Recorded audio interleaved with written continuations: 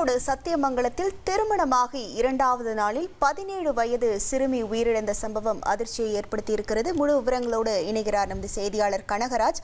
வணக்கம் கனகராஜ். இந்த சம்பவம் தொடர்பாக போலீசாரின் முதற்கட்ட விசாரணையில் என்னென்ன தகவல்கள் வெளியாகி இருக்கிறது?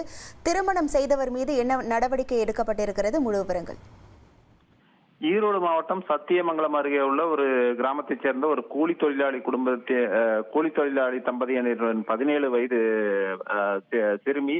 இந்த சிறுமி அவரது பெற்றோர்கள் கூலி வேலைக்காக வெளியில் சென்ற போது அவர்களது உறவினரான சக்திவேல் என்ற நபர் இவரது வீட்டுக்கு அடிக்கடி வந்து சென்றுள்ளார். அப்போது சிறுமியுடன் பழக்கம் ஏற்பட்டுள்ளது. இதில் அந்த சிறுமியுடன் அந்த நபர் சக்திவேல் என்ற நபர் பாலியல் உறவு வைத்ததாக கூறப்படுகிறது. இந்த நிலையில் கடந்த சில தினங்களுக்கு முன்பு இவர்கள் இருவருக்கும் இடையே திருமணம் நடைபெற்றுள்ளதாகவும் கூறப்படுகிறது.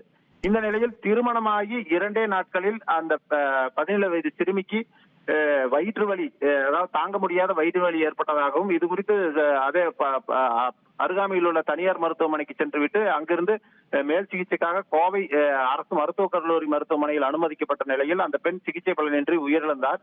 இது தொடர்பாக புஞ்சை புளியம்பட்டி போலீசார் விசாரணை மேற்கொண்டதில் அதாவது 17 வயது சிறுமியை திருமணம் செய்ததாக குழந்தை திருமண தடை சட்டத்தின் கீழ் அவரை சக்திவேலை பிடித்து விசாரணை மேற்கொண்டனர். மேலும் அவர் மீது குழந்தை திருமண சட்டத்தின் கீழும் போக்சோவின் கீழும் வழக்கு பதிந்து சிறையில் அடைத்தனர்.